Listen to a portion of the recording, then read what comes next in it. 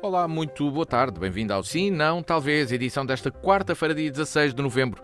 Connosco estão o Francisco Brito, o Luís Pardal e a Patrícia Machado. Boa tarde, bem-vindos para mais um programa em que falamos de muita coisa e raramente concordamos. Bem, às vezes também concordamos. Por isso é que é um Sim, Não, Talvez, todas as quartas-feiras e todas as semanas aqui na DNFM. Vamos começar com os temas de agenda deste programa. Bom dia, Francisco. É o Francisco Brito que começa hoje o programa. Bem-vindo, Francisco. Queres falar sobre ativismo ou vandalismo? Ora, apresenta então o teu tema e a tua análise, presumo que seja aqui ligada às questões e às ações levadas a cabo por ativistas em prol do clima, é isso? Ora, exatamente. Muito boa tarde a todos, aos meus colegas de painel, ao Luís Matias e aos nossos ouvintes. Bem, recentemente temos visto notícias sobre atos praticados por ativistas, precisamente em prol do clima, que implicam diretamente obras patentes em museus, como os girassóis de Van Gogh ou os palheiros de Monet. Bem, isto parece-me logo à partida um contrassenso, a começar pela escolha das obras, mas na verdade é um assunto extremamente grave. E temos que perceber aqui os objetivos destas reivindicações. Em causa está a exploração e o consumo de combustíveis fósseis, ou seja, os ativistas pedem o fim imediato deste uso de energia, deste tipo de energia, o que, como todos sabemos, é impossível realizar no imediato. Quer dizer, uma alteração destas, o fim do uso do gasóleo, da gasolina, não se consegue no imediato, até por questões óbvias, quer dizer, não podemos nem conseguimos andar todos de um dia para o outro em carros elétricos. E ainda por cima temos as questões do lítio, que também ainda não estão totalmente esclarecidas em relação à poluição que tem o fabrico do lítio, das baterias de lítio, e a comparação com a utilização dos meios fósseis. No entanto, todos nós sabemos que temos que fazer mais pelo clima. Mas pronto, para defender o ponto de vista, os ativistas decidiram atacar estas obras de arte que têm um valor imensurável para a humanidade. No entanto, não decidiram bloquear bombas de gasolina ou refinarias. E o mesmo é válido para os ativistas portugueses que decidiram fechar escolas, o que é outro contrassenso quando acusam a sociedade de não estar devidamente informada sobre as alterações climáticas, o que também não me parece muito lógico se as escolas são precisamente um espaço de conhecimento e de ensino, fechá-las também não me parece que seja uma boa solução. Agora, todos nós, de facto, sabemos que é fundamental agir para defender o planeta e o clima. Contudo, parece-me que é fundamental ter a noção do que separa o ativismo do vandalismo. Porque as atitudes que eventualmente suscitam um maior foco político, com certeza que não são o encerramento de escolas ou o encerramento de universidades.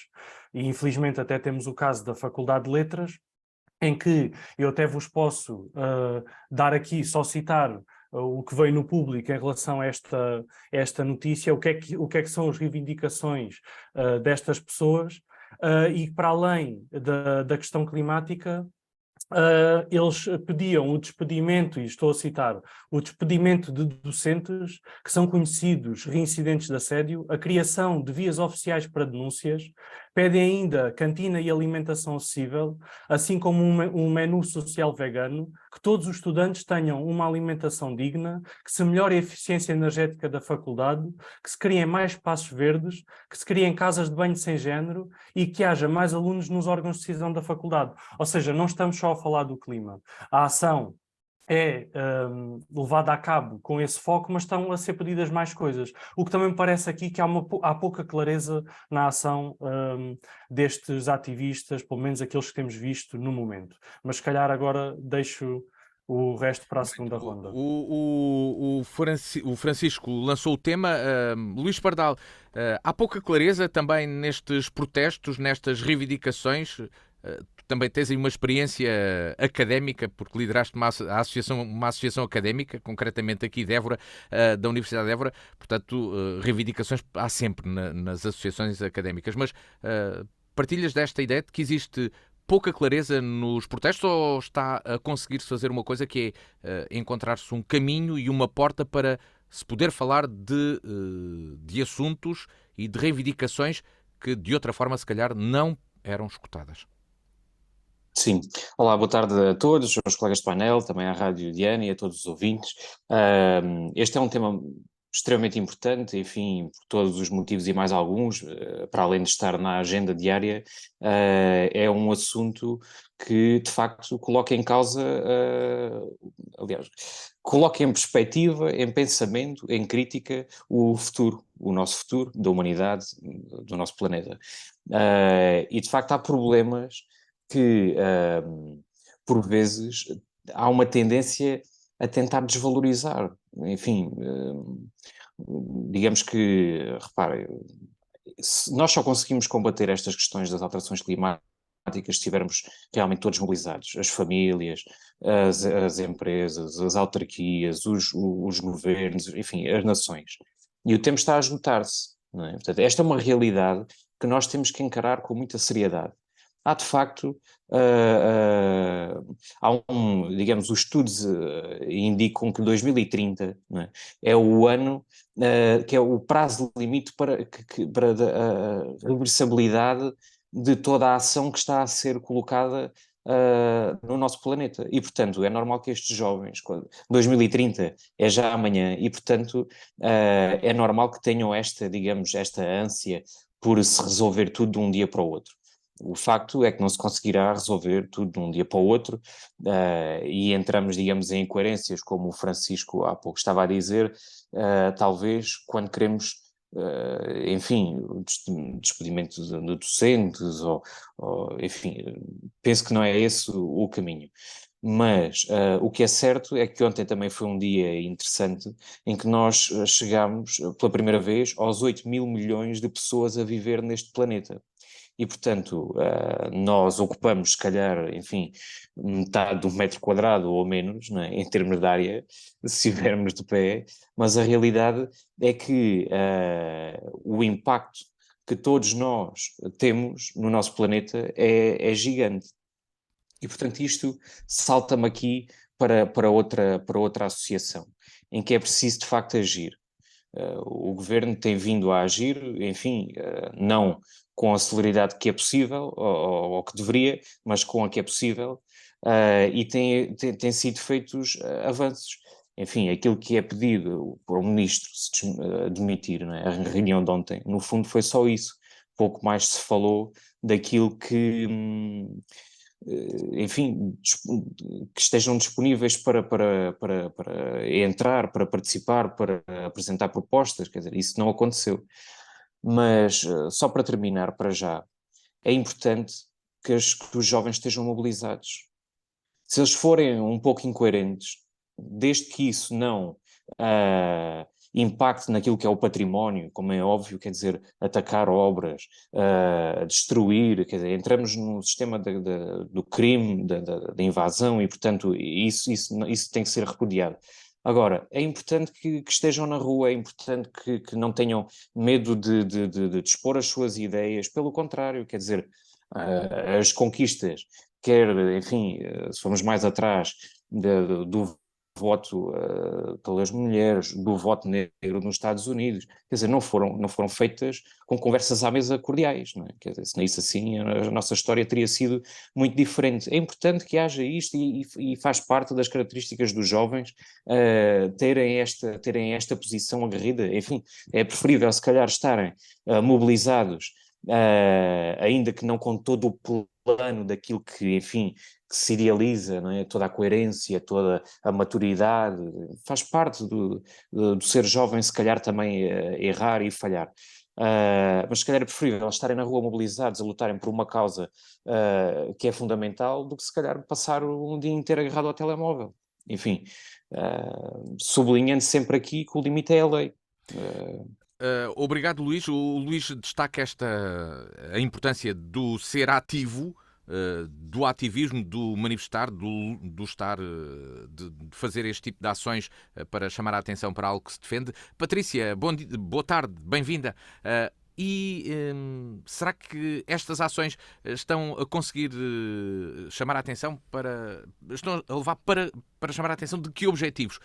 E também esta questão que o Francisco aqui trouxe, entre várias demandas, várias reivindicações, são reivindicações a mais, a menos? Que comentário faz estas ações que aconteceram tanto nas escolas secundárias como na universidade? Boa tarde a todos, em particular a quem nos está a ouvir. Naturalmente isto é um tema que carece de entendimento também, como todos os outros, das causas e das razões e naturalmente também daquilo que são os objetivos pelo qual estes estudantes e outras ações existem.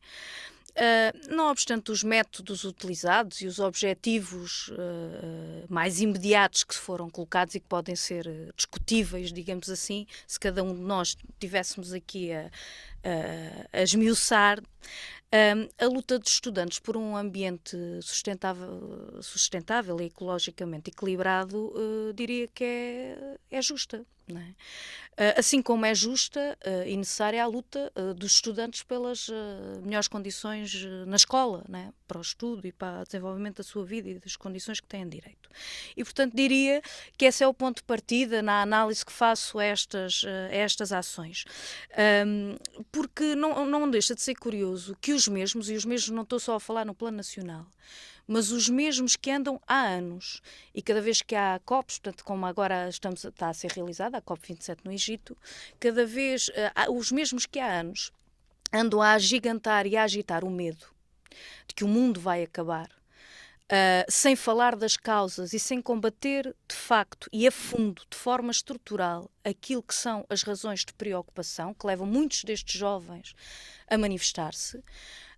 Mesmo não compreendendo muitas das vezes essas mesmas razões, são os mesmos que depois muitas das vezes facilmente condenam essa inquietação que muitas vezes se transforma em ação, nem sempre consequente no imediato, mas aquilo que é transversal, que é um sentimento de fazer alguma coisa, de lutar por aquilo, como disse, de um ambiente ecologicamente equilibrado. E isso é justo.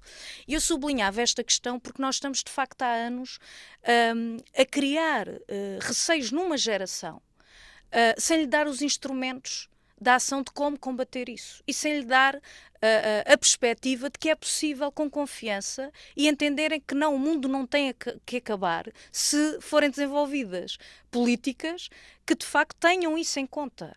E como nós muitas das vezes afirmamos, o capitalismo não é verde.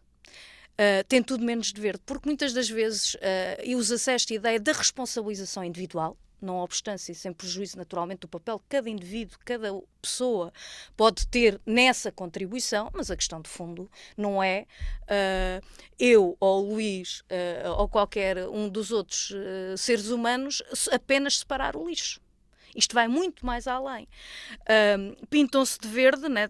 Quem faz e quem contribui de facto para prejudicar muitas destas inquietações, pintam-se de verde, mas prossegue o mesmo modo de destruição dos ecossistemas e do ambiente. Eu dava só aqui alguns números. Os 100 maiores grupos económicos, e estamos a falar no momento em que estão novamente a discutir e em que as questões de fundo não são atacadas. Os 100 maiores grupos económicos do mundo são responsáveis por 71% das emissões industriais de gases com efeito de estufa. Per capita, que muitas das vezes usam este barómetro, digamos assim, os Estados Unidos da América emitem 2 vezes mais esses gases com efeito de estufa do que a China e 8 vezes mais do que a Índia. São de longe os países com maior e com principal fonte poluidora, com mais de 20% das emissões mundiais desde 1850. E eu estou a sublinhar isto porque muitas das vezes há esta tentativa, de facto, de diferença entre os países em desenvolvimento, que muitas das vezes precisam de determinado tipo de desenvolvimento para criar melhores condições para as suas populações, em benefício dos países já muito desenvolvidos, que esses sim poderiam ter aqui um outro papel e que isso não é atacado de frente. Portanto, o agravamento destes problemas tem andado de braço dado com a acentuação das desigualdades, quer entre classes, quer entre pessoas.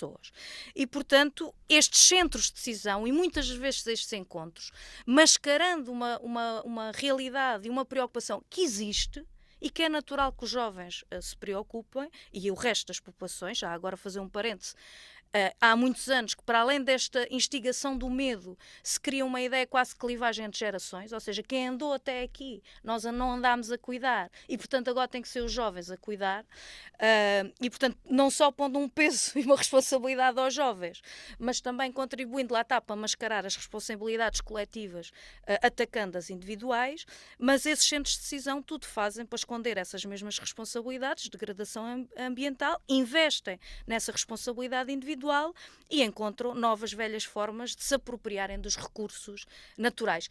Há 2 semanas falámos do Brasil e da questão da Amazónia.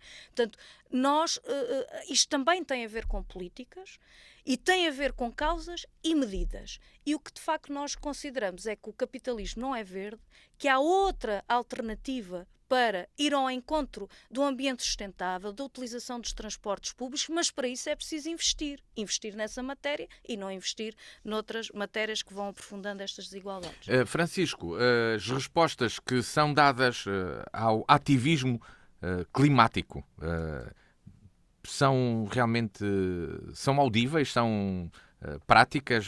A Patrícia deixou aqui várias críticas de que perante este ativismo ou estas reivindicações e este medo que é incutido nos mais jovens, especialmente nos mais jovens, e há histórias e há notícias disso, por exemplo, especialmente vindas do Reino Unido, de jovens que têm medo, têm pesadelos com o futuro do planeta, etc., com o que vai acontecer ao planeta e ao local onde vivem. Mas tem havido de respostas do setor político a esse nível? Não? Bem, é assim, Será que podemos começar nós a dar aqui uma ajuda a tentar esclarecer, tentar encontrar caminhos para o que é esta questão das alterações climáticas e o que é que se pode fazer ou não? Bem, eu acho que há uma coisa que é clara, ou seja, nós não estamos a discutir aqui a importância de defender o clima, porque todos nós concordamos que é extremamente importante defender o clima e defender o planeta e defender medidas que sejam realmente eficazes para o proteger, sejam ao nível governamental, empresarial, individual. Quer dizer, não é isso que está aqui em causa, nem que os jovens devem ter um papel ativo e serem ativistas em defesa do planeta e de outras causas. Quer dizer, acho que nisso todos concordamos, portanto, aquilo que estamos a debater aqui tem a ver precisamente com os meios, até porque há outros exemplos de ativismo, ou se calhar algumas pessoas não consideram ativismo porque não se andam com tarjas pintadas com tintas tóxicas e a agitar bandeiras, mas eu considero que são ativismo e já lá chegaremos. Agora, a questão é que também é preciso haver coerência e, por exemplo, há pouco tempo, ou aliás ainda está a decorrer a COP, creio que ainda está a decorrer, houve um sem número de aviões, de jatos particulares, em direção ao Egito, para as pessoas, para os governos participarem e para as empresas participarem também nesta conferência. A questão é que nós, acima de tudo, temos de ter coerência. Não é só os ativistas que têm que ter coerência, mas também os governantes têm que ter coerência. Quer dizer, quando nós temos esta utilização, ou este excesso de utilização, quando nós não estamos a dar o exemplo, isto é problemático, não é? Eu acho que isso deve ser uma linha claramente a ter em conta, independentemente de quem seja. Ou seja, obviamente que eu não venho para aqui com uma disquete sobre o capitalismo e isso tudo, porque acho que não é essa a questão que está no foco dos problemas, porque as empresas existem para fornecer bens alimentares e bens de consumo às pessoas, não é? Quer dizer, não me parece que as empresas estejam a produzir só porque sim, mas enfim, isso já sabemos como é que são as visões do PCP em relação a isto tudo, ou seja, discute-se ambiente, aproveita-se logo para dar uma mãozinha na discussão do capitalismo. Mas o modo de produção não tem interferência?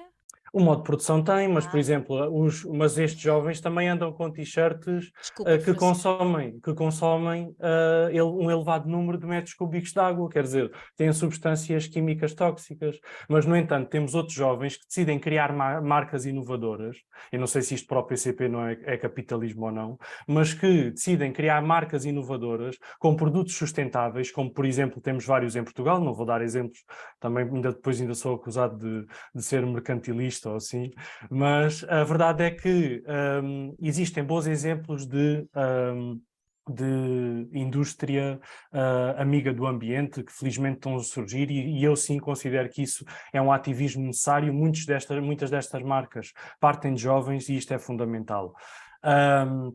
Também não podemos esquecer os impactos da alimentação vegana, que tem ganho um grande espaço nos últimos tempos, ou seja, existem impactos reais das plantações intensivas de soja, de abacate, de um conjunto muito grande de sementes. E isso é muito importante, até porque, tal como a Patrícia também estava a referir, a questão da desflorestação da Amazónia, que só no último ano cresceu 10%, e que também não nos podemos esquecer da escassez de água. Por exemplo, o caso do Algarve, que 7% da sua área de produção frutícola é ocupada por abacateiros, consomem montes de metros cúbicos de água, para além dos pesticidas utilizados, e por exemplo isto é um caso muito comum na América, principalmente no México, naqueles países da América Central.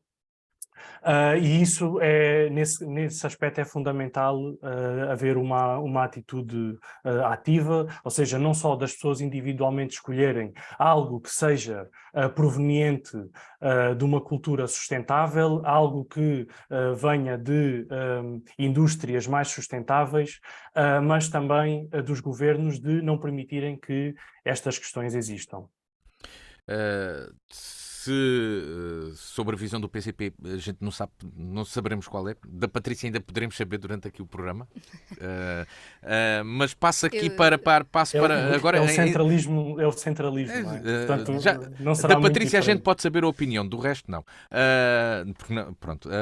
O Luís Pardal, Luís, e na tua visão, tanto o Francisco como a Patrícia já evocaram aqui diversos aspectos que também os preocupam e que são comuns, de tronco comum, de impactos que existem em proto-soluções, vou eu aqui dizer, que parecem milagrosas, mas têm impactos muito grandes e que às vezes tentam ser minimizados. Mas vamos lá, será que são eficazes estes protestos? Estão a levar a que realmente se fale do problema? Ou não, ou que apenas fale, mas que não seja consequente, como a Patrícia aqui há pouco disse? Não, é importante que estes protestos existam. Se são consequentes... Tu há pouco falaste disso e até Sim, disseste que poderiam ser pouco consequentes ou não, mas aqui o o limite aspecto é a lei, qual é o o limite é a feedback que lei, vem do mas outro lado? É se realmente o poder político ouve e atua, e agentes económicos também, ou não, dizem que sim, e a coisa na continua minha a andar opinião, um pouco para o lado, como até ouvimos não. aqui também do Francisco e da Patrícia. Eu discordo, enfim, concordo em parte, mas o que é que me leva a concordar? Portanto, que não é consequente, não tem uma consequência imediata ou no prazo de 2 anos, mas estamos a falar de questões de fundo que demoram anos e anos e anos, e se nós olharmos para 10 anos atrás, não é? Tem-se evoluído bastante. Tem-se evoluído bastante. O problema é quando se cai também nesta retórica, e utilizando as palavras da colega, a instigação do medo, não é? Portanto, por um lado da crise climática, mas depois leva-se aqui ao outro extremo, que é a instigação do medo do capitalismo, enfim, que também não consigo rever. As empresas, é verdade, enfim, há décadas atrás libertavam gases, não é, que entretanto foram sanados, foram proibidos. Portanto, enfim, o que é certo é que tiveram esses anos. Com certeza que hoje em dia estão a utilizar métodos de produção que têm impactos, mas que têm menos impactos do que há 15 anos atrás. Não é? A Organização das Nações Unidas, com o lançamento dos ODS, dos Objetivos de Desenvolvimento Sustentável, aquilo inicialmente parecia tudo só umas palavras bonitas, mas o que é certo, lá está, volto ao princípio, não de um dia para o outro, mas o que é certo é que ao longo destes anos, vários governos, em diferentes organizações públicas, falo aqui de Portugal, universidades já estão a implementar medidas no âmbito dos Objetivos de Desenvolvimento Sustentável. Juntas de freguesia, aliás, até a minha freguesia é exemplo disso, a uma pequenina escala. Empresas, e portanto aqui a tal situação do capitalismo, eu acho que depois caímos neste erro. Enfim, é preciso adaptar métodos de produção, não é? Quer dizer, e não se adaptam métodos de produção de um dia para o outro. Portanto, isto são tudo questões que estão a evoluir. Por exemplo, o Plano Geral de Gestão de Resíduos Urbanos vai ser publicado em 2023. Portanto, isso terá também um impacto, com certeza, na forma como os municípios trabalham estas questões. Não é? Há 24 meses para que também as autarquias desenvolvam uma política local de ação climática. Quer dizer, há 10 anos atrás não se falava sequer disto. Falava-se, mas não era consequente. Agora está a ser consequente. Enfim, se vai chegar, bem, mais vale tarde que nunca, não é? E, portanto, acho que, enfim, que este é o caminho, que estas manifestações, para ir à questão, estas manifestações trazem consigo assuntos paralelos, não é? A ideologia de género, ou as questões de género, as questões de abusos, enfim, são outras questões, mas que são levadas por estas perspectivas extremistas, quer de direita, em que se nega, não é? Portanto, tudo isto é, enfim, uma invenção, e no Brasil temos retóricas muito interessantes, que isto é tudo uma invenção, e, portanto, que não está nada em causa. Portanto, enfim, aqui uma ideologia de extrema-direita, mas depois a ideologia de extrema-esquerda, que depois tende também digamos, a diluir, neste caso, aquilo que é o foco na ação climática. Portanto, vai buscar depois outros temas. Enfim, é aqui que depois também se perde alguma credibilidade naquilo que é a ação. Portanto, este, no fundo, acredito que seja infelizmente um pouco por aí, que é fruto, enfim, fruto de preocupações, fruto até da pouca organização. Não existe uma estrutura organizada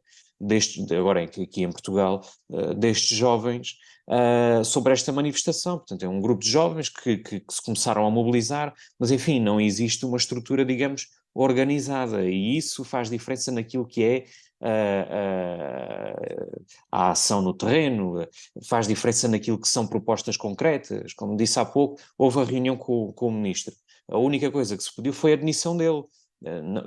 Não se levou um caderno de encargos consequente, com propostas coerentes. Pronto, isso é fruto de não haver uma estrutura que tem uma organização.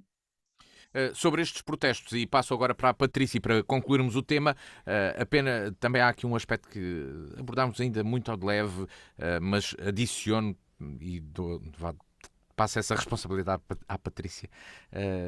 Que limite é que há aqui entre o ativismo e o vandalismo também nos protestos? Portanto, assistimos a vários protestos deste nível de atirar sopa para quadros em exposições, etc.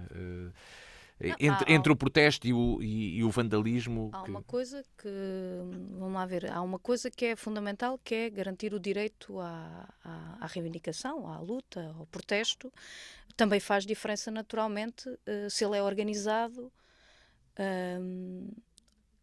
em prol e de acordo com objetivos que aqueles que organizam procuram agregar, digamos assim, e estar ligados àquilo que são os principais problemas de quem estão a representar e depois também agregar as pessoas em si mesmo, ou se é mais desorganizado, não é? Não acredito muito em gerações espontâneas, porque elas têm sempre algum fundo de... Há sempre alguém que pensa nelas, não é? Pronto. Mas sobre isso acho que o que aqui está inerente é uma vontade de lutar, podemos dizer, se calhar ainda... com os próprios a não ter consciência, mas terem a preocupação, consciência do melhor caminho, e eu acho que é importante valorizar essa vontade de querer transformar. Naturalmente, se me perguntar a minha opinião, que naturalmente não está desligada da opinião... isto dava outro programa, não é? Mas eu sou comunista e naturalmente também insiro a minha opinião nesse coletivo e também tenho a partir dessa discussão também enriqueço a minha própria opinião. Pronto, só este parêntese. Não está desligado, naturalmente. Pronto, mas, portanto, podemos discutir a forma. De facto, os objetivos mais imediatos são os mais consequentes, mas eu acho que o que é de sublinhar, e queria sublinhar, é as razões. Mas permita-me, há pouco colocou a questão de o que fazer E eu começaria por colocar, procurando ser sintético, o seguinte: não basta identificar o problema, é preciso também denunciar e ajudar e contribuir para o esclarecimento daquilo que de facto podem ser medidas consequentes, estratégicas e estruturais e aquilo que são falsas soluções. E é isso que a gente tem assistido. É a agitação de, a partir de um problema real, a agitação de falsas soluções para encobrir e mascarar aquilo que são os problemas. E bem que o Francisco e o Luís podem colocar de que o capitalismo é hoje uma palavra que assusta, que pode assustar, não é? Quando falo em capitalismo não é as micro, pequenas e médias empresas. Não são os pequenos produtores que não conseguem pôr os seus produtos à venda no mercado porque são os preços completamente esmagados pelos grandes hipermercados. Pergunta a qualquer pequeno produtor aqui da região ou qualquer região do país como é que consegue vender a batata ou a cebola ou não tem possibilidade porque é completamente esmagado. E mesmo assim as redes de comercialização, de encurtamento de transporte, digamos assim, do tempo que demora a transportar, temos ou não vantagens em encurtar isso, em privilegiar o comércio local, a produção local, aquilo que são os produtos, os micro, pequenos e médios produtores, em vez de as grandes extensões de terra. Temos ou não vantagem para cuidar do ambiente em combater esta questão que está a avassalar o Alentejo da grande produção intensiva e superintensiva, com as consequências não só para a saúde, mas também para o ambiente, já claras. E que, por exemplo, o PS, mas também o PSD, então o PS, portanto, até faz cerimónias a valorizar essa produção. Capola Santos e outros ministros têm sido, e deputados têm sido bem, apadrinham bastante este modo de produção. Isto é modo de produção capitalista. A gente pode tentar colocar o papão na palavra comunismo e tentar aligerar o que é o capitalismo. Mas o capitalismo não são a propriedade privada. O capitalismo é a concentração, de facto, do capital. As medidas, por exemplo, a luta pelo transporte ferroviário, a redução dos preços como parte, proposta do PCP, que vingou na anterior legislatura, que criou melhores condições para milhares e milhares de pessoas, porque tiveram a oportunidade de pagar menos e, portanto, utilizar mais o transporte público, mas o ferroviário estamos numa região em que está a ser atravessada a linha Sines-Caia. O PCP tem feito propostas para que se utilize e não fiquemos só a ver passar comboios para transporte de mercadorias e de passageiros. Isto são medidas concretas também ambientais. E como é que tem sido... Ainda agora fizemos novamente essa proposta no Orçamento de Estado, vamos ver, mas têm sido rejeitadas. As questões do controle público da água contra a mercantilização dos resíduos é outra proposta e vimos qual é que tem sido o caminho. A própria privatização da EDP, que era uma empresa que servia para gerir e distribuir energia, estamos a ver qual é que é o grande objetivo dela. É o lucro e não a defesa do ambiente, a proteção da orla costeira, o investimento na investigação. É tudo isto que são medidas que não é por falta de propostas, e sim por falta de aplicação e de defesa dessas propostas com a sua aprovação. A maior parte não tem sido aprovada, as outras têm, e, portanto, isto é discutir aquilo que de facto e verdadeiramente combate. Estou a falar à escala regional ou nacional. Se levarmos isto para a escala mundial, naturalmente há muita empresa amiga do ambiente, sobre isso não há dúvida. Mas aqueles números que aqui dei são reais e contribuem. Podemos o mundo inteiro de separar o lixo. Que se estas questões não forem combatidas, de facto temos outro tipo de problema. Ficam também pistas e ficam caminhos apresentados até aqui neste sim, não, ou talvez, sobre como... lutar contra ou proteger o ambiente e também contribuir para minimizar as alterações climáticas e também sobre os protestos que decorrem e há um objetivo que, pelos vistos, estes protestos já alcançaram. Isso é garantido. Nós também falamos sobre o assunto. Exatamente. Passamos para outro tema, um tema que está relacionado com autarquias e autarcas. Além de Isaltino de Moraes, provavelmente o autarca que mais fala sobre acusações, até porque já tinha sido condenado, há mais 5 autarcas, ex-autarcas, acusados pelo crime de prevaricação. Há várias notícias atuais sobre processos que decorrem em tribunal contra autarcas dos mais diversos níveis, sejam eles presidentes, ex-presidentes, vice-presidentes de autarquias. Em Montalegre, 2 autarcas, o presidente e o vice-presidente, foram detidos para uma investigação. Há também o caso do ex-autarca e ex-secretário de Estado Miguel Alves, dos negócios realizados na Câmara de Caminha, alguns mais mediatizados, que parecem quase ridículos da situação acontecida, por exemplo, com um dos empresários no local, que aparentemente enganou claramente ou tinha uma visão mitómana de um negócio e que a Câmara e que este secretário de Estado acabou por contratar. Bem, há vários casos a envolver autarcas neste momento e muito mediatizados, entre autarcas e justiça. Francisco Brito, que comentário fazes ao que aqui acontece? Estamos numa avalanche. O que é que está a acontecer nesta relação entre autarquias e justiça e lei? É assim, há tantos problemas, há tanto crime à volta, ou a lei é demasiado restritiva? Bem, que comentário fazes? Bem, antes de mais, é fundamental dizer que ninguém está acima da lei, independentemente do seu cargo ou da sua cor política, naturalmente. Por isso, é fundamental que a Justiça investigue e que as instâncias competentes mantenham sempre um escrutínio constante de todas as entidades públicas, não só as autarquias, mas o governo, os institutos públicos, todas as entidades que envolvem o setor público e o trabalhar em prol da sociedade. Em relação às autarquias, aquilo que eu sinto é que há uma grande falta de profissionalismo. E quando falo em falta de profissionalismo, falo naturalmente de quem ocupa os cargos políticos, quer dizer, aqui estou a generalizar, não estou a falar de casos concretos, claro que também há muita gente competente e muita gente profissional nas autarquias, obviamente, mas a questão é que não é só quem ocupa os cargos políticos, tem a ver também com muitas estruturas que não estão devidamente capacitadas para lidar com a burocracia atroz com que é necessário lidar, por via da legislação toda que é aplicada ao funcionamento das autarquias e das câmaras, das juntas, de tudo e mais alguma coisa. Eu acho que, no fundo, tem havido demasiado facilitismo com uma legislação que, por um lado, é excessivamente mal feita, por outro lado, também é muito complexa de entender. Aliás, as próprias pessoas que lidam com ela todos os dias, os juristas, os advogados, os juízes, muitas vezes têm essa dificuldade, e nós temos visto isso também veiculado em muitas notícias, muitas interpretações. Aliás, a lei é muito suscetível de várias interpretações, o que também, na minha opinião, não é algo que seja correto e que jogue a favor da sociedade. E, no entanto, esta legislação que deveria evitar a corrupção nos seus diversos moldes, diariamente tem veiculado a possibilidade ou a existência de alegados crimes, não é? E que raras vezes resultam também em condenações. Ou seja, alguma coisa de grave se passa nas autarquias e na legislação, também na justiça. Se existem leis, ou seja, se existem alegados crimes, não é?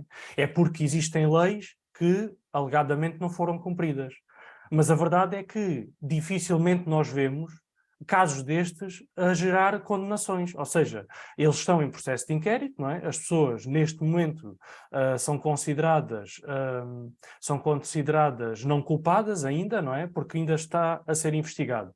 E, eventualmente, daqui a muitos anos poderão ser acusadas ou não. Mas isso não tem sido assim, não tem sido visto. Eu acho que isto é fundamental referir, porque deve haver, de facto, uma reforma na justiça, ou seja, deve haver uma avaliação mais célere e mais clara daquilo que são realmente estes acontecimentos e todos aqueles que envolvem o setor público, que envolvem o governo, que envolvem as secretarias de Estado, tudo e mais, todas essas instâncias. E por outro lado, em relação às autarquias, também é importante ver que há um conjunto de legislação,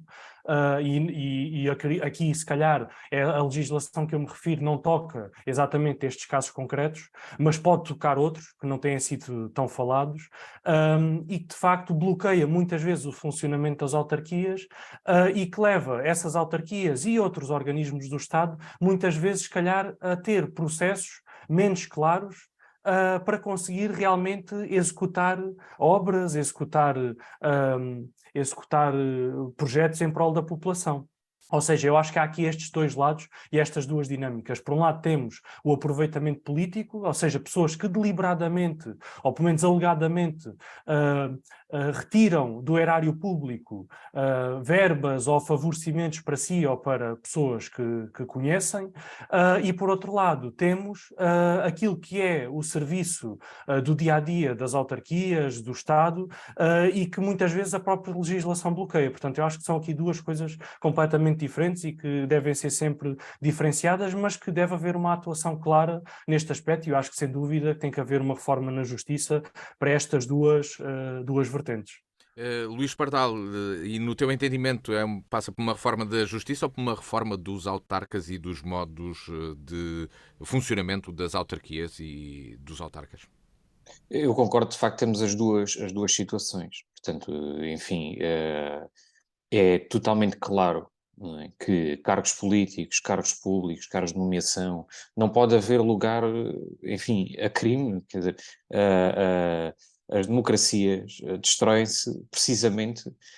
Há várias razões, mas esta é uma das razões. E, portanto, ninguém pode aceitar, não é, tráfico de influências, abusos de poder, corrupção, falsificação de documentos. Quer dizer, as pessoas estão cansadas disso e, portanto, um eleito para um cargo público, portanto, a gestão pública deve ser um ato de dignidade e deve ser um ato de democracia, portanto, porque, enfim, a pessoa só lá está porque houve a confiança, houve o voto das pessoas, e, portanto, desrespeitar e entrar nesta falta de ética é desrespeitar as pessoas, é desrespeitar o voto, é desrespeitar a democracia, e, portanto, isto é indiscutível, e é importante que se deem passos para, enfim, combater isto, não é? A legislação, de facto, é complexa. O Francisco estava a dizer,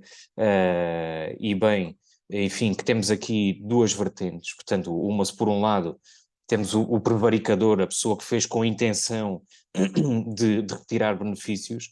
Por outro lado, os eleitos, enfim, aquilo que conheço melhor também face à minha realidade, os autarcas, são, enfim, confrontados com inúmeros pormenores, inúmeras leis que, enfim, só um especialista dedicado a 1000% é que poderá dar esse suporte. E, portanto, muitas vezes, não sei se é o caso ou não destes últimos casos, aparentemente enfim, uma situação, eu só posso conceber que as pessoas estão mal apoiadas, das duas uma, ou retiraram benefícios próprios, enfim, e isto é tudo alegadamente, ou então foram mal suportados juridicamente, ou jurídico ou contabilisticamente, ou financeiramente, porque de facto é difícil. E aqui tem que haver, bem, tem que passar, sobretudo, se queremos ter organismos do Estado, nomeadamente câmaras municipais, juntas de freguesia, a gerir bem os dinheiros públicos, há um ponto de partida. Têm que estar suportados juridicamente, financeiramente, muito bem. Porque se não estiverem, enfim, o político ou o eleito, por muito boa vontade que tenha, pode incorrer aqui em situações que não deveriam ser. E, portanto, este suporte tem que ser muito bem pensado.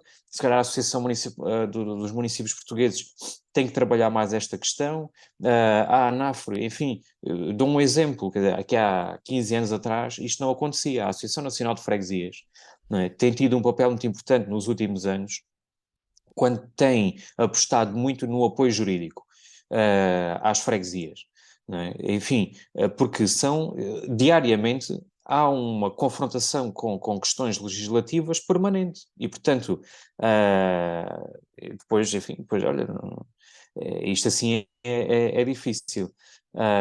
Mas pronto, enfim, em 2019 foi aprovada a lei que exige, não é, o exercício de funções públicas por cargos públicos e altos cargos públicos, não é? As pessoas têm que, digamos, explanar lá a sua vida inteira. Mas isso não chega, não é? Portanto, tem que haver este acompanhamento. No fundo, quem é eleito tem que ter bem presente de que não pode defraudar as pessoas que o elegeram.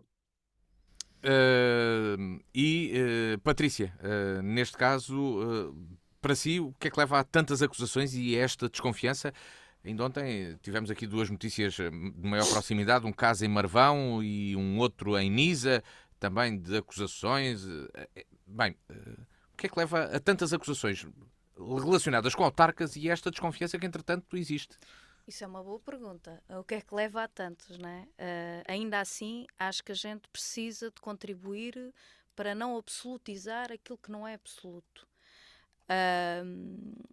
De facto, há aqui uma coincidência no tempo, não é? De repente, sucessivos casos que ainda por cima se tornam ou se faz questão de os mediatizar em larga escala, e de facto é bom que a gente pergunte porquê. E sem, não vou fazer comentários sobre os casos em si, estão na justiça e portanto cabe à justiça funcionar naturalmente, mas pode haver de facto uma necessidade dessa resposta, do porquê de estarem a ser tão mediatizados determinados casos relativamente a estas matérias que têm vindo a público. Acho que é importante deixar a justiça funcionar. É importante discutir os meios que a justiça tem para funcionar, desde o Ministério Público aos vários procedimentos, porque muitas das vezes, não entrando aqui pela discussão da lei, se precisa de mudar, se não precisa de mudar, muitas das vezes, não só sobre esta matéria, sobre outras, o problema às vezes não está na lei, está nas condições para a aplicação da lei. E penso que, naturalmente, cada uma destas matérias, e particularmente aqueles casos mais aparentemente mais sérios, deve naturalmente ter um esclarecimento necessário, ser feito o apuramento necessário e ser tirado às devidas consequências. Sobre isso e sobre os casos, não diria mais. Dito isto, como coloquei ao início, eu acho que seria um erro, com outros perigos também, nós de facto absolutizarmos, porque não é isto que faz, nem que é a marca de milhares de homens e mulheres que são autarcas neste país. E volto a referir, sentar a tirar a ilação que há razões objetivas e que são acusados. Portanto, isso a justiça é que tem que... E muitas vezes não é tão mediatizado os resultados como aquilo que é a acusação. Por exemplo, há um dos casos de uma autarca que está a ser acusada por ter nomeado e não aberto concurso público por causa de nomear um chefe de gabinete. Portanto, isto não faz sentido, não é? Mas pronto, fecha parêntese. Porque é uma nomeação, de facto, pronto. Mas não queria entrar pelos casos no concreto.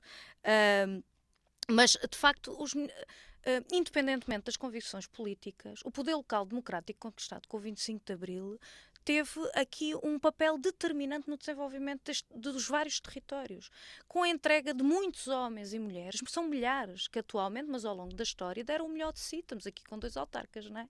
Que sabem o que é isto, não é? Cada um com o seu estilo, cada um com a sua ideologia, naturalmente divergindo muito em termos de gestão, mas aquilo que deve pontuar a confiança das populações nos autarcas não deve ser marcado por este tipo de situações, e volto a dizer, apure-se, esclarece e tira-se as devidas consequências. Mas seria um erro, e respondendo à pergunta do porquê, é porque para além de procurar, na minha opinião, uma coisa é identificar os problemas e tratá-los na justiça. A mediatização pode ter outros objetivos e aqui a minha preocupação é, por um lado, desviar a atenção dos portugueses para aquilo que são problemas sérios e muito graves que temos discutido nas últimas semanas, com que os portugueses estão confrontados, em que estão-se a discutir as propostas para resolver ou para não resolver e para agravar, e por outro lado, para além de desviar isso, com outros fins também de ataque à própria democracia e regime democrático. Retirar de confiança às instituições democráticas tem efeitos muito perigosos se não forem cautelados. E, portanto, eu acho que a gente também tem que ter aqui um papel pedagógico, mais uma vez, há momentos em que as populações têm a opção de escolher quem os representa, os projetos que consideram que são melhores, mas deve-se dar um grande voto de confiança à população de que as instituições podem ter dificuldades, mas é aquilo que melhor serve o nosso país, a democracia, os direitos, sob pena com o prejuízo de criar desconfiança, receios, esta ideia de que isto é tudo uma bandalheira, peço desculpa, que não é. Não podemos absolutizar, isso seria um erro, e portanto a grande questão que queria aqui colocar é: aprofunde-se, investigue-se, tire-se as consequências, mas não se tome como um todo aquilo que é o papel das autarquias neste país. Francisco, não tomar pelo todo, mas estes casos realmente criam um bolo grande. Há pouco falaste também da legislação. Temos uma legislação que pode criar uma teia de paralisação, no teu entendimento, e face a isto, a questão que há pouco coloquei também ao Luís Pardal, a partir do que dizias. Ao mesmo tempo também não podem existir realmente abusos de poder nas autarquias? É assim, de facto, pode haver, enfim, estes casos têm mostrado que isso pode estar, de facto, em cima da mesa. A questão é que, e em relação à questão da legislação, dou, por exemplo, o Código da Contratação Pública, que é de antes de 2010, 2008, creio, e até agora não tem sofrido grandes alterações, por exemplo, nos limites, e por exemplo, nós agora, ainda no anterior programa, falámos de inflação e do aumento de inflação, e o Código da Contratação Pública prevê exatamente os mesmos limites de valores, ou seja, em termos de aquisições.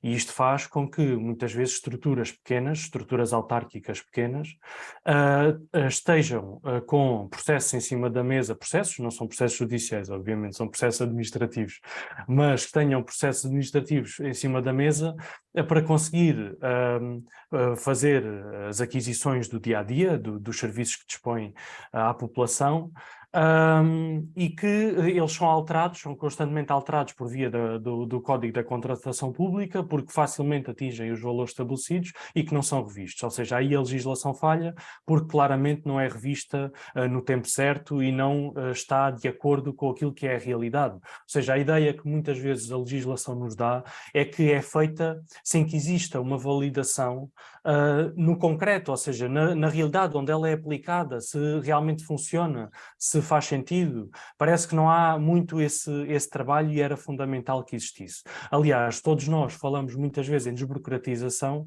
e isso era essencial, não é só para as autarquias, era essencial para tudo.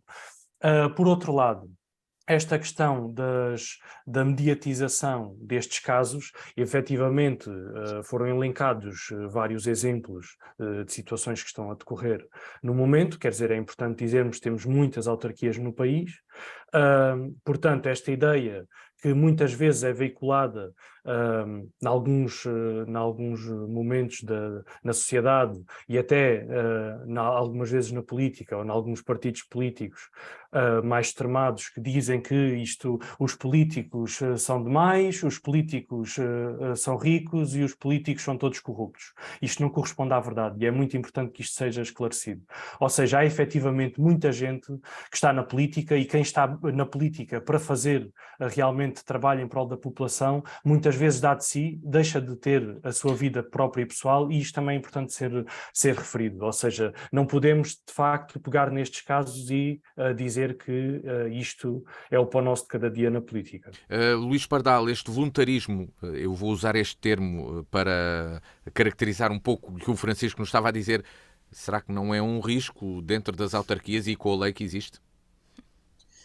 Não, enfim, no dia em que não tivermos voluntários para a política, será mau sinal. Será sinal que há alguma coisa, enfim, se calhar não foi uma eleição democrática e poderá ter sido outra. Enfim, há aqui uma retórica que a mim me custa, e aliás até enquanto autarca, que é os políticos são todos iguais. Epá, desculpem, não são. Os mecânicos não são todos iguais, os médicos não são todos iguais, os contabilistas não são todos iguais, os operários não são todos iguais, quer dizer, é uma realidade.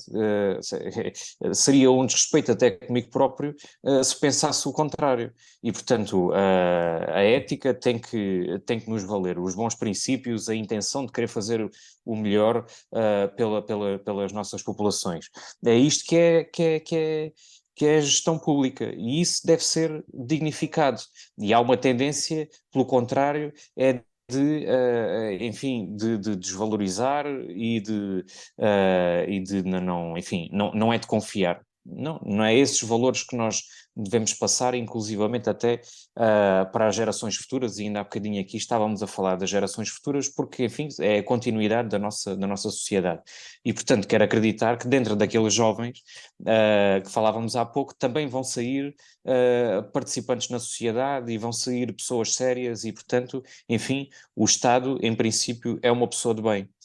Ou é uma pessoa de bem. Portanto, as pessoas depois que constituem os próprios organismos devem ter isso em conta. Há aqui um ponto muito importante para concluir. Para concluir, Luís, para passar então aqui à Patrícia. É importante que, muito bem, tenhamos bons autarcas, mas é importante que tenhamos estruturas bem suportadas, com gabinetes jurídicos e talvez o Estado, o Governo, possa pensar em como é que deve reforçar o papel do apoio jurídico e contabilístico nas autarquias locais. Esse é o ponto principal. Patrícia Machado, para concluirmos este tema, será que vamos ter mais casos de investigações a autarcas e autarquias? Naturalmente, não há de ter começado nem terminado aqui. Eu diria, apure-se, aprofunda-se e faça-se justiça onde se tem que fazer.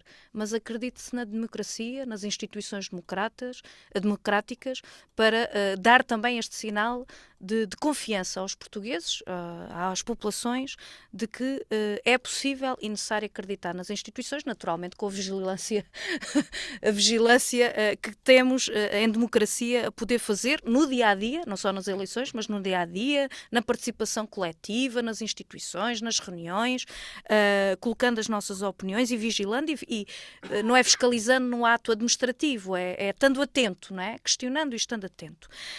E por fim, muitos destes casos procuram, como disse, não só desviar as atenções para aquilo que hoje deve dizer mais aos portugueses, mas também atingir o sistema democrático, e muitas das vezes mediatiza-se com esta questão que depois é pasto para outras instrumentalizações da corrupção.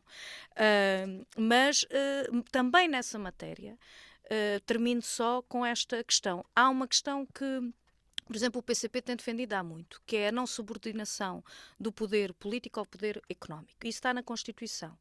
E isso também se faz com leis. E desde 2007 que o PCP tem vindo a apresentar na Assembleia da República medidas e propostas para combater, nomeadamente, o enriquecimento ilícito e contra a corrupção.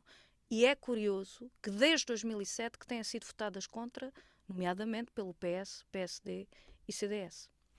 Deste tema sobre os casos que envolvem autarcas e as autarquias e a justiça, entramos mesmo no último ponto. Definitivamente sim, não ou talvez. Francisco Brito, um sim, um não ou talvez, um tema.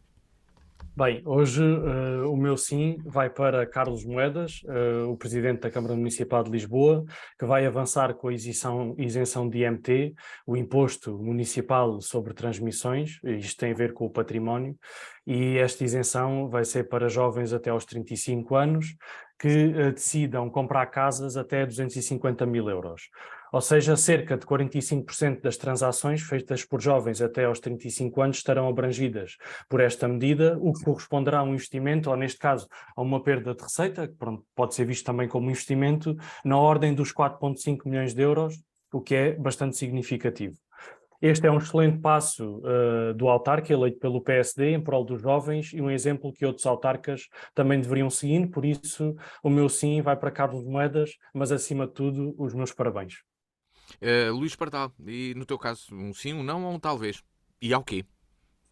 O meu é um sim, é uma parceria entre a Universidade de Évora, o Hospital Espírito Santo de Évora e a rede IT Health, portanto uma rede europeia, em que, portanto, iniciou-se ontem uma jornada, o projeto chama-se Fast Track e, portanto, reúne aqui uma série de especialistas na área de inovação em saúde, na área do design também, em que é uma experiência colaborativa, uma criação colaborativa, em que vamos ter, digamos, como objetivo criar uma via verde na área da comunicação hospitalar centrada no utente. Portanto, pretende-se agora, durante os próximos 8 meses, identificar uma série de problemas no terreno, no Hospital Espírito Santo de Évora, e a temática está centrada nos problemas para depois encontrar as soluções. E, portanto, este é um projeto muito interessante, que irá ter impactos, com certeza absoluta, já neste hospital, mas também que têm capacidade depois para passar para o novo Hospital Central de Évora, do Alentejo, e replicar, quem sabe, por estes hospitais públicos pelo nosso país. É um sim a este projeto.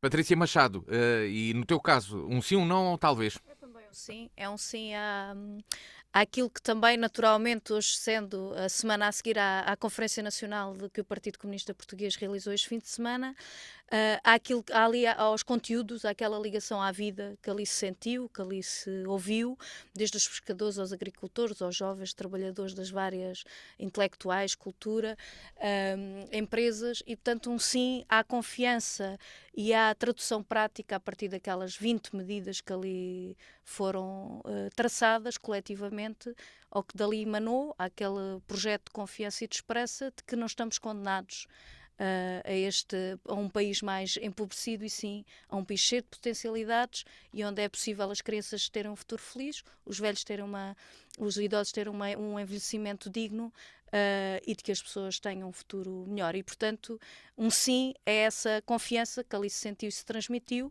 e um apelo a todos aqueles que queiram saber um bocadinho mais, que vão à página do PCP e possam conhecer ali aquilo que foi proposto lá. Muito bem, e assim chegamos ao final deste Sim, Não, Talvez, de quarta-feira, dia 16 de novembro. Pode sempre aceder à página de nfm.com para ver e ouvir o programa quando quiser. Claro que também temos repetição ao domingo à noite, às 9 da noite. Tenha a continuação de uma boa semana